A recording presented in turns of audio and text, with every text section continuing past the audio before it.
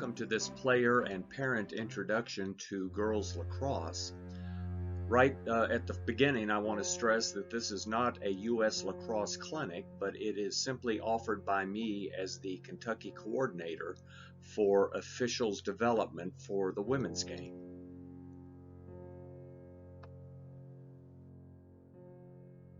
I'm simply going to talk through these slides with no script, just to give you my thoughts for what they're worth on the game, to introduce players, but also parents of players who want to enjoy the game more, to some of the rules of the game that will help in watching.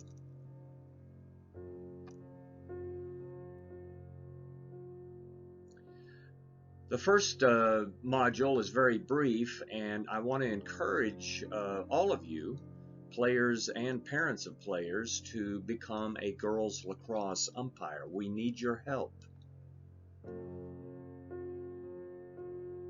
The starting point would be at the US Lacrosse site. If you go to the banner menu, you can go to officials, become an official, and then get started today. Those links will take you to a very brief online form to fill out. You fill that out and submit it, and if you designate the girls game and Kentucky, I will be receiving the information, get back in contact with you, and get you in contact with the appropriate persons. Now let's talk about why you're really here, and I'm going to discuss 20 things to know about girls lacrosse, and quite honestly, there are 20 things that will drive you crazy. Maybe you've been watching or playing and haven't really understood what calls are or what some of the rules are. First of all, it's important to realize, and I'll state the obvious, girls lacrosse is not boys lacrosse. The field markings are different. The number of players on the field is different. The sticks and pockets that are used are different. Equipment is different. The boys have a lot more padding than the girls. Contact, and that's because there's a different amount of contact allowed in the boys' game. There's a lot more stick to stick and stick to body contact allowed.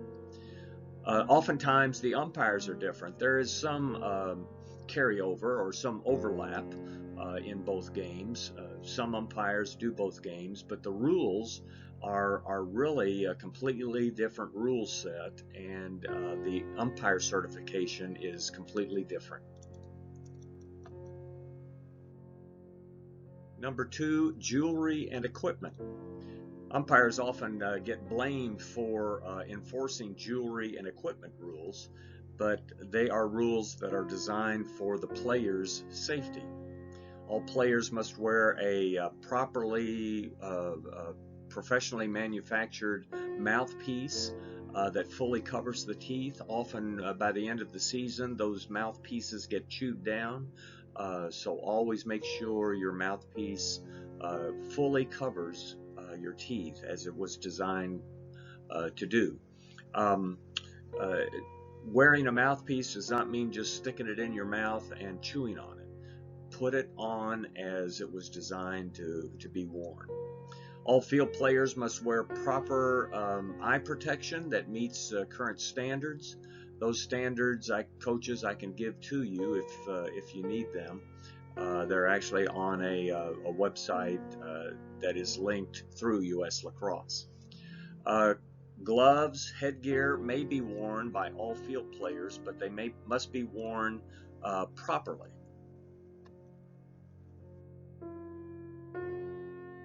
Jewelry is strictly prohibited in any sport governed by the National Federation of High School Rules. Players may only wear securely taped medical alert jewelry. Any other jewelry, whether it is taped over or hidden, is not allowed, and I, as an umpire, will ask both coaches before the game if their players are legally and properly equipped in accordance with the rules. And they have to say yes before we continue the game. Now, as an umpire, I'm not going to touch any player or remove tape or lift a uniform to see if there is any body piercings or jewelry being worn. Don't wear any jewelry. And don't make your coach a liar when he or she says, yes, everybody is properly equipped.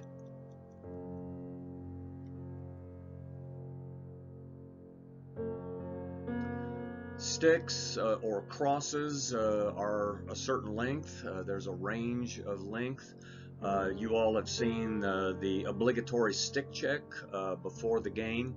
This is a good time. We umpires are oftentimes involved in checking the pocket of the stick. This is done so that no one gets an advantage in doing something funny with the pocket of the stick. It's very difficult to do, but sometimes players can manipulate the pocket. This stick check is also a good time to build some rapport briefly with players, and for us to look professional and like we know what we're doing. The field is rather a complicated thing for umpires, especially if it's on a turf field that has boys lacrosse, girls lacrosse, field hockey, soccer, football markings. It gets sort of confusing. The girls' field is actually a little bit larger or wider than the boys' field. And there's some parameters or some ranges that fields can be, measurements they can be. There's a substitute and penalty area that is 5 yards of both sides of the center line or the center point of the sideline on the bench side where the players and the coaches are. Substitutes have to come through this area. Penalties are served in this area 4 yards away from the sideline.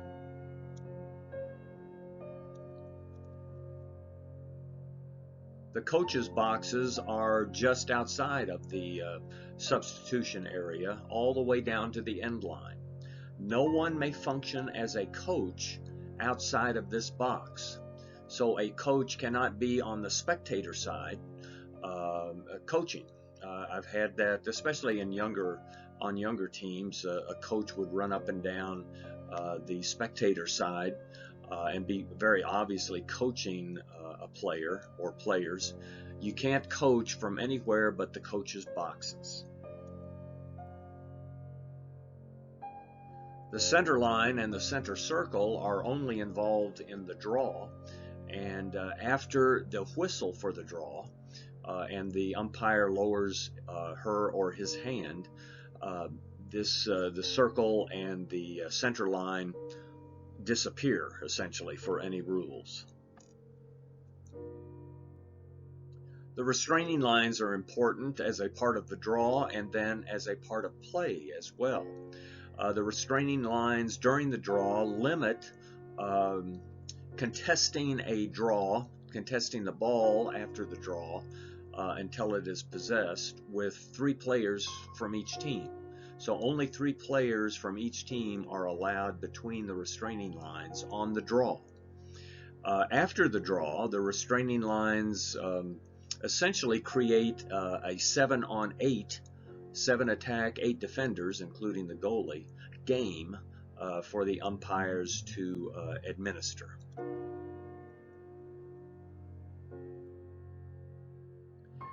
Sidelines and end lines, of course, the line is out of bounds. So, and the ground outside the line is out of bounds. So a ball that hits the line or the ground outside the line is out of bounds. That means that a player can carry the ball in the air and run along the sideline and carry the ball in the air out of bounds, essentially, or over the out of bounds area. The field around the goals is a complex collection of lines and curves and dots and so on. And that deserves some special attention because these markings have a lot to do with most of the penalties and penalty administrations that we have during the game. When you're looking at the markings around the goal, the first marking you encounter is the 12-meter fan, and that is a fan, a semicircle that starts at 12 meters away from the goal circle on one point at the goal line extended, and arcs or fans all the way around to the other 12-meter mark at the goal line extended.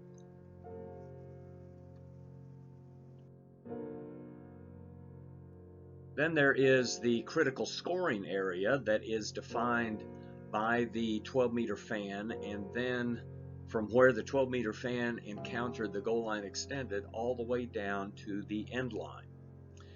We need to divide the critical scoring area into two areas, and that is the CSA, as we call it, above the goal line extended, and the CSA below the goal line extended, or the GLE. Then there's the 8-meter arc, and that is 8 meters in an arc at a 90-degree arc away from the goal circle. So the 8 meters start at the goal circle. And this is a very important area, especially for 3 seconds and many other penalties or fouls that are called.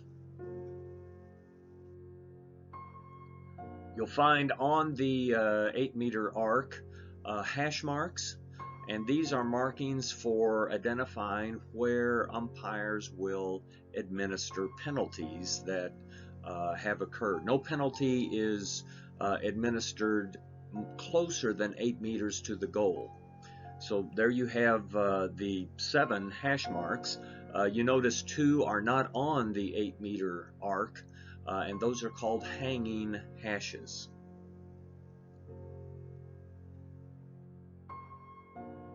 There is a little area of where the hash marks are, the hanging hashes, that is really not defined in the rules book, but is called the pie by umpires because it looks like a wedge of pie. And that is an area that is within 8 meters or within 8 meters to the goal circle, but not a part of the 8-meter arc.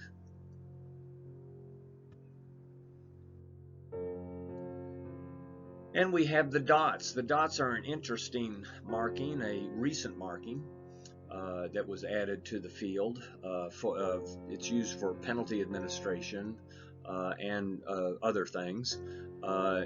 It's coincidentally, it is located by going 8 meters out and 5 yards toward the end line. So it has one of its measurements in meters and the other in yards. Those dots are very important for penalty administrations. The penalty zone is the area that is cleared when there is a penalty administered on one of the hash marks on the 8-meter arc.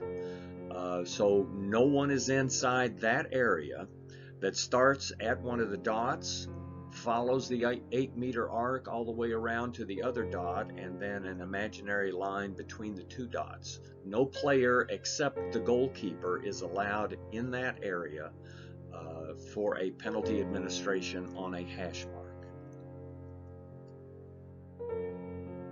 The goal circle and the goal line are very important markings.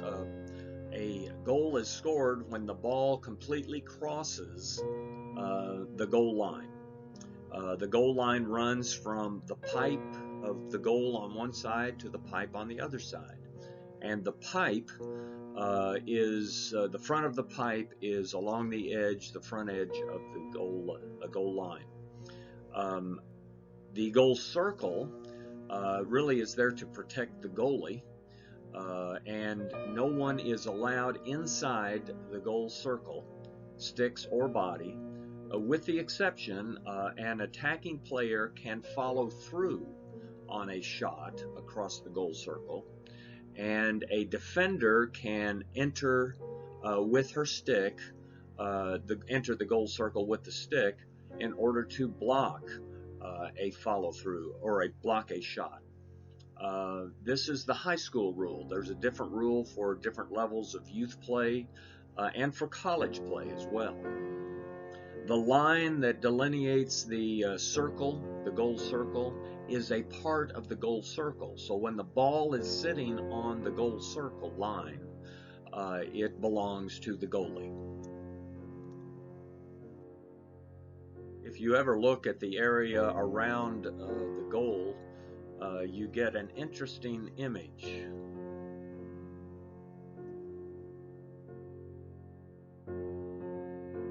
There are 25 major fouls. 5 of those require cards.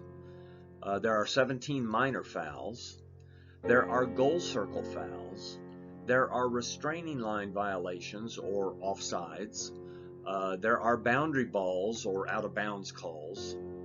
And there are things in the rules that are illegal but not a foul or a violation.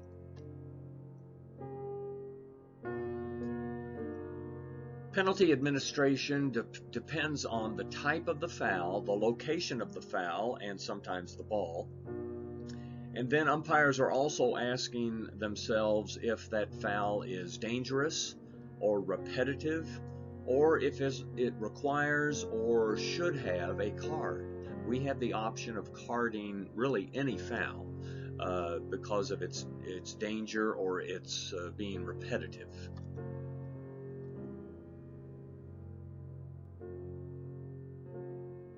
Self-start rule is rather new, but we've adjusted very well, I think, to it.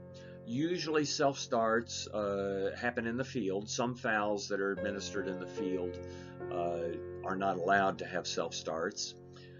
In a self-start, the player who is awarded the ball because of the foul does not have to wait for the defense to get 4 away or 4 behind. The defense can engage, though, whenever the person with the ball self-starts. And a self-start is defined as a step, that is lifting the foot up and placing it down again, or a pass. Self-start is not pumping the ball with the stick. On a boundary ball, there is a self-start, but no pass from out of bounds is allowed. So there is no self-start when the game clock is stopped, usually in the last 2 minutes. At most levels, the game clock is stopped, so in the last 2 minutes, there's no self-start. A timeout is called. There's no self-start allowed after a timeout. Offsides calls or restraining line violations do not get a self-start.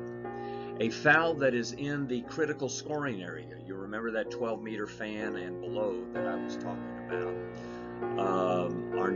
do not allow for self-starts. The exception to that is a boundary ball or something that's gone across the end line.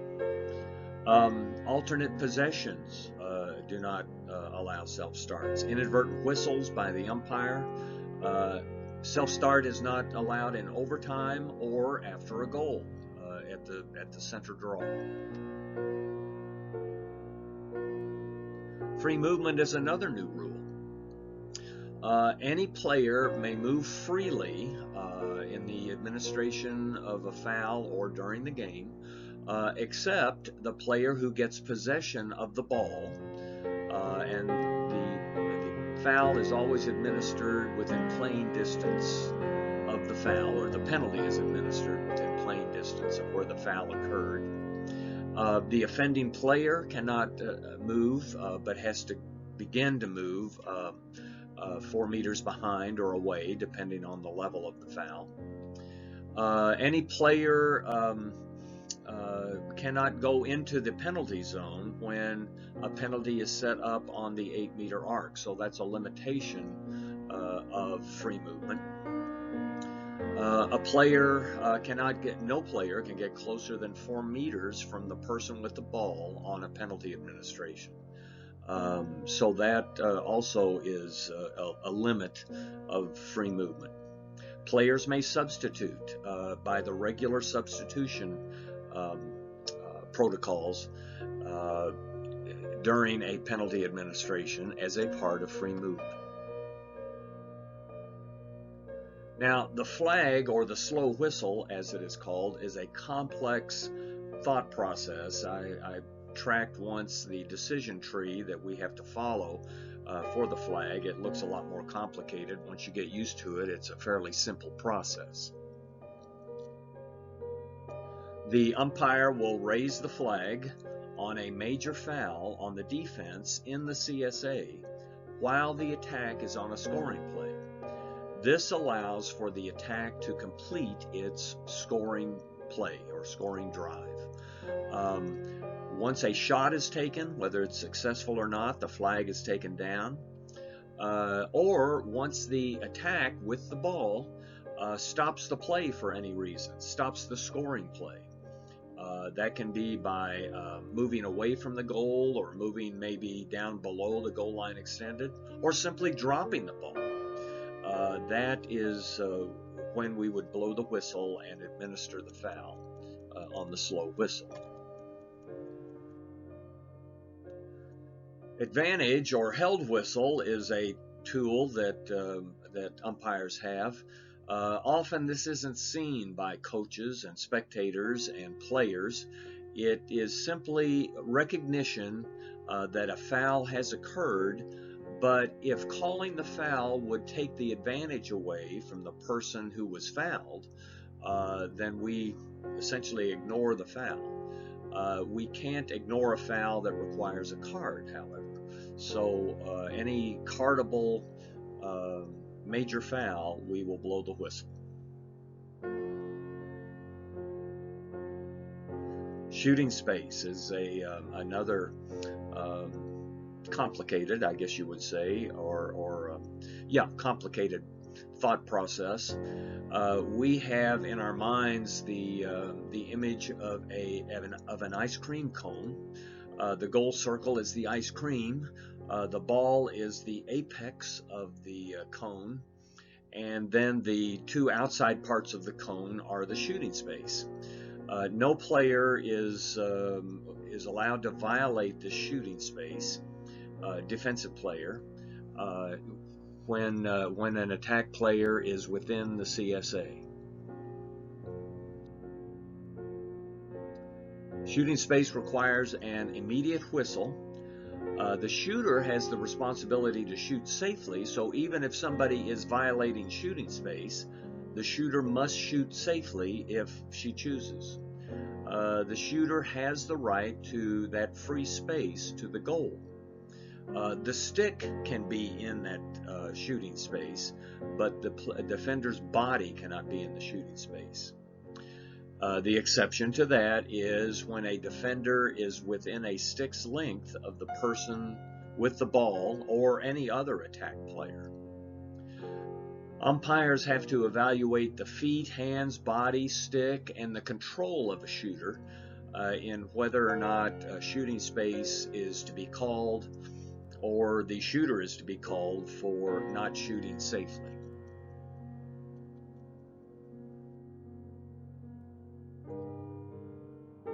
Three seconds happens oftentimes. Shooting space and 3 seconds happen a lot in the lower experience or skill level.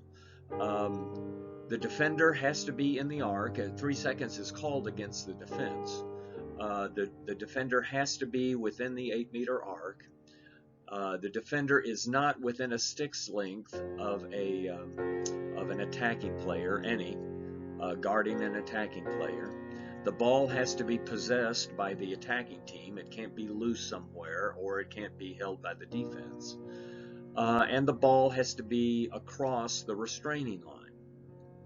So 3 seconds is called, essentially it is called in order to eliminate any kind of zone defense against the attack.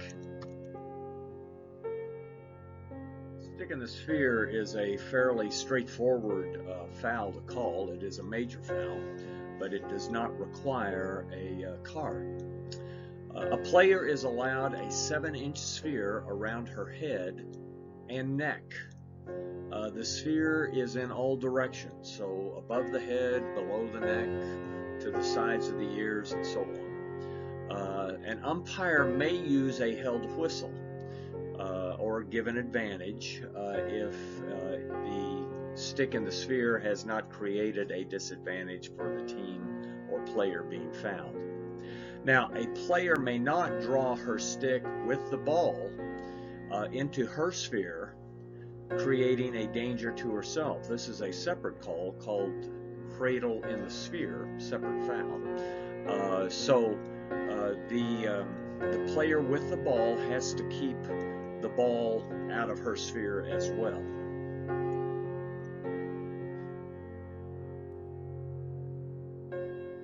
Offsides is, to be honest, probably not a high priority for me to watch as the trail official. If there are 3 officials, it's a lot easier to watch. The deep trail usually makes that call. We are supposed to count forward, and that helps us remember if there is a team playing down because of a card or something like that. But we're supposed to count 7 players rather than to look back across the restraining line and count the 4 players. You would think counting to 4 would be easier, but that takes the umpires, the trail umpires' eyes off of more serious calls that may need to be, fouls that may need to be called. Offsides essentially creates a 7-on-8 game, counting the goalie. There are times when an umpire may hold the whistle for offsides on the defense. As an umpire, I'm not going to kill an attack's scoring drive or move to score by whistling for offsides, because that would disadvantage the attacking team. The penalty is at the point of the ball when the whistle occurs. So and offsides does not allow for self-start. It takes quite a while to set up an offsides penalty. Boundary balls you would think would be simple, but it gets complicated. There was a time when girls lacrosse was played without boundaries. I can't wrap my head around that one, but it was. We have some umpires that have umpired for many years and remember that. Ball is out of bounds when a player is in possession of the ball and steps on or over the boundary line. When any part of her body or cross touches the ground on or outside the boundary while she is in possession of the ball, or a loose ball touches the boundary line or the ground outside the line. The key is touching the ground.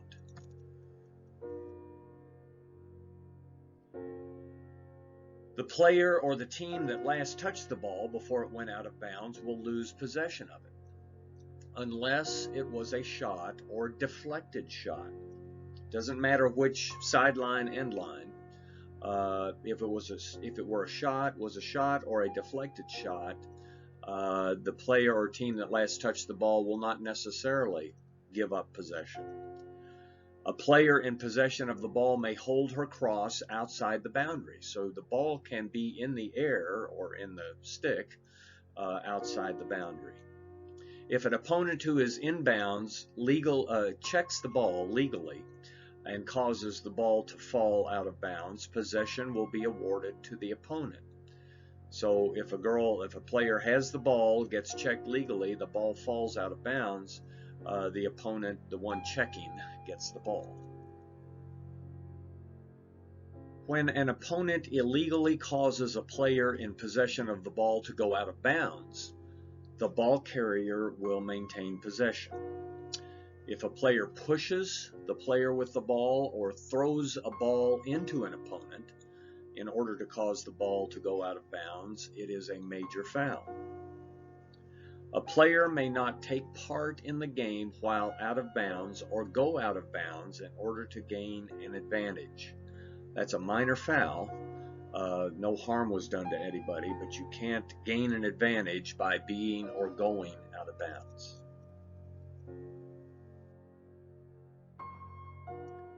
When a shot or deflected shot goes out of bounds, the player whose body or cross is inbounds and nearest to the ball when it crosses the boundary will gain possession of the ball. So the player, body or cross, inbounds, nearest to the ball when it crosses the boundary. Now here's an interesting actual scenario that I had in a game. You see the attack players in blue and the defenders in red.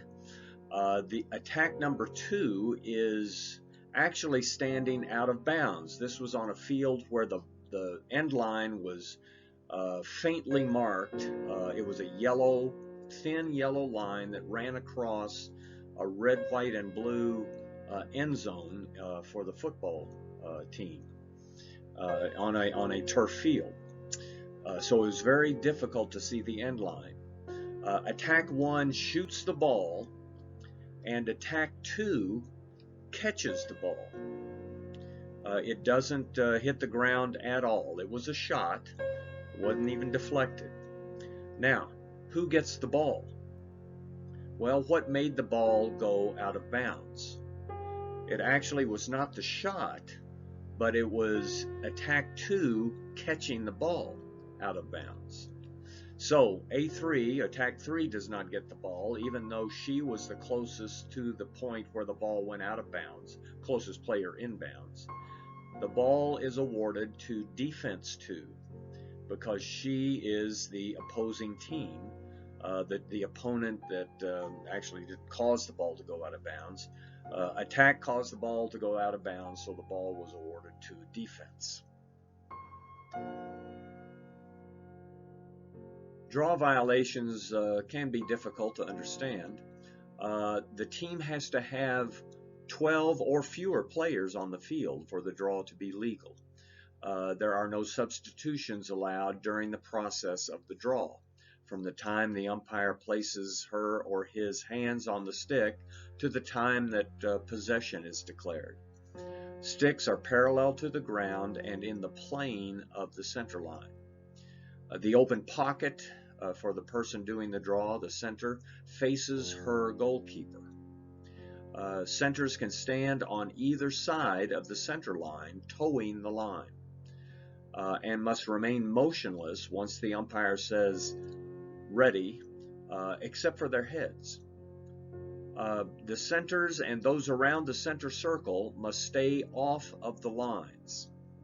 There's no pushing allowed around the circle, and no one can cross the restraining line until the umpire declares possession.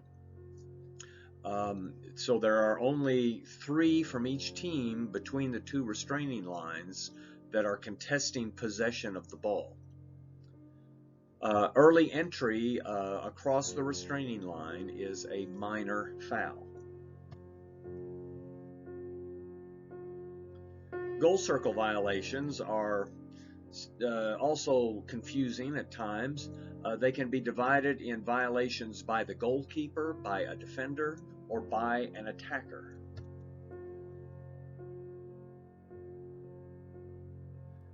The goalkeeper owns the line of the circle, so when the ball is on that circle line, only the goalkeeper has access to it. The 10-second count, goalies can have 10 seconds to figure out where to pass the ball or to clear the ball, but the 10-second count starts when the ball enters the circle, not when the goalie gets the ball. A goalkeeper grounds outside the circle with any part of her body, so if a toe goes outside of the circle, she is then considered outside the circle. The goalkeeper may be called for a foul outside the circle while still being inside the circle. Usually this happens, a cover is called. The goalie reaches outside the circle and covers the ball. The goalkeeper may leave the circle with the ball. Now, if the goalkeeper has grounded out of the goal circle, she may not return to the circle with the ball unless the ball has been played. Now, played means the ball leaves her cross and the ball is touched by another player, an opponent or one on her team, or her cross is checked successfully or unsuccessfully. Or finally, a play is stopped due to a foul.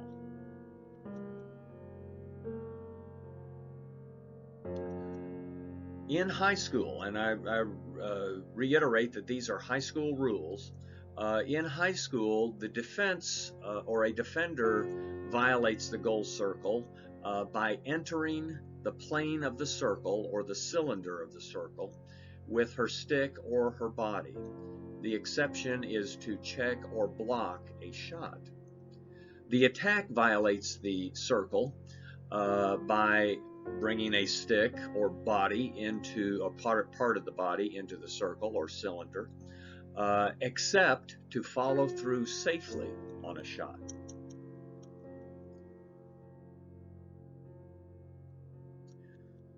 Covering is illegal when it prevents an opponent from playing the ball.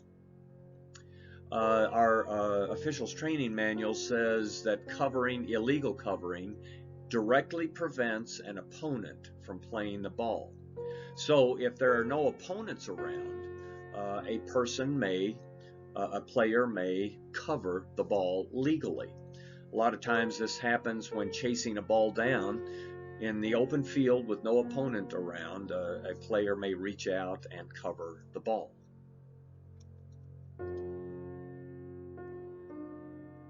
Empty stick check is another rule that people think they can see, but really need to understand the rule.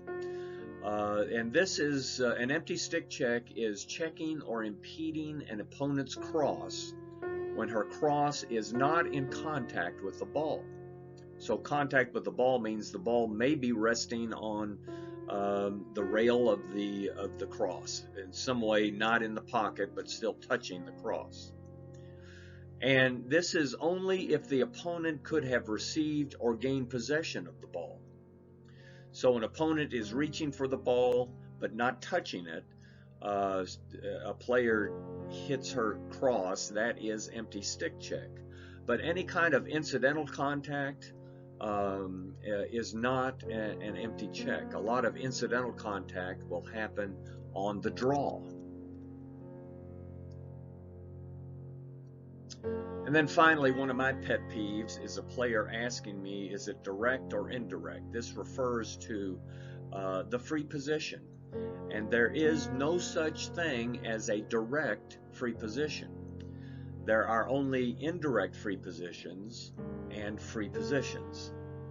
So is it direct or indirect? Really we are taught as umpires not to say it is direct, because that may sound like we're saying it is indirect. The only time you have to think, a player has to think that a penalty, a free position is indirect, is when the umpire says indirect. Now, an indirect free position is used only when the defense has committed a minor foul inside the 12-meter fan. A lot of times covering or an empty stick check by the defense. The attack gets the ball on the 12 and then everyone is 4 away. The issue is that being 4 away may put a defender automatically in shooting space. To avoid that shooting space call, the umpire says indirect. Now, when the free position is indirect, no shot may be taken by the player taking the free position until the ball has been played by some other player, either passed to that player or intercepted by another player or checked successfully or unsuccessfully by another player. Well, if you want to learn more, I encourage you to go to uslacrosse.org, and there you find there's the picture of the main page, the website. They happen to be advertising for LaxCon 2020.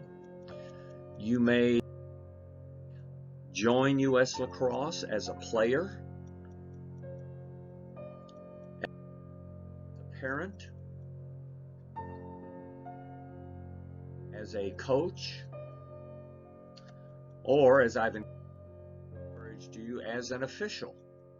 And if you're becoming an official, go to Become an Official, and that will guide you through the initial step for becoming an official. But all of this will give you access to rules, videos, all sorts of resources that you can use, coaches especially, but players and parents, to review what the rules are and review the minutiae of the rules. Well, that concludes our player and parent introduction to Girls Lacrosse. I thank you very much for attending. I do remind you that this is a clinic not offered by US Lacrosse, but offered by the Kentucky Coordinator for Officials Development for the women's game, and that is who I am.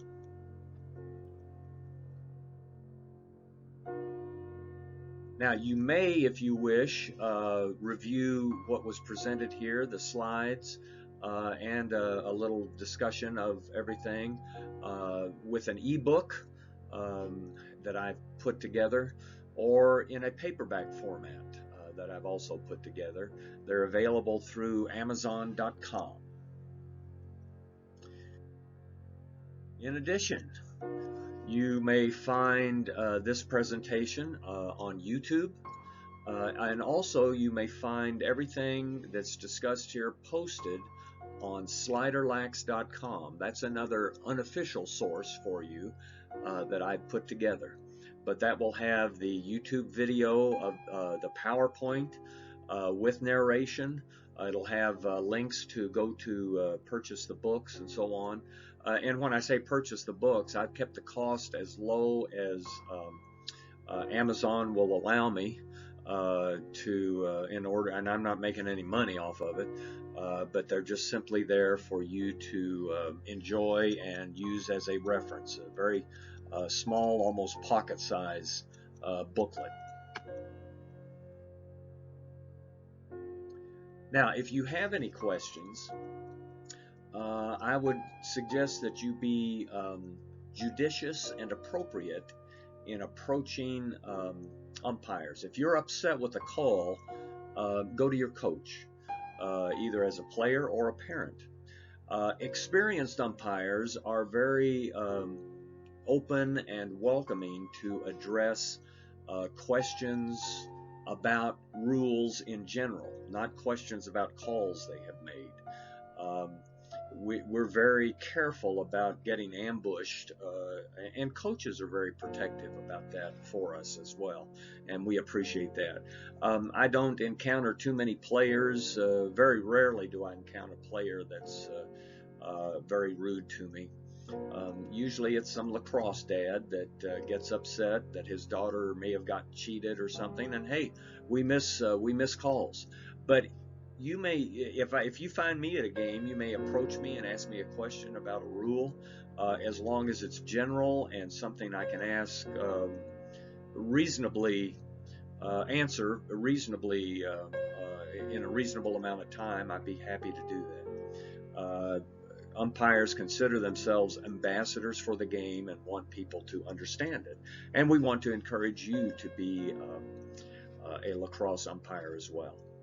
So I look forward to seeing all of you on the field or around it, cheering for your team. And thank you very much for your attendance here.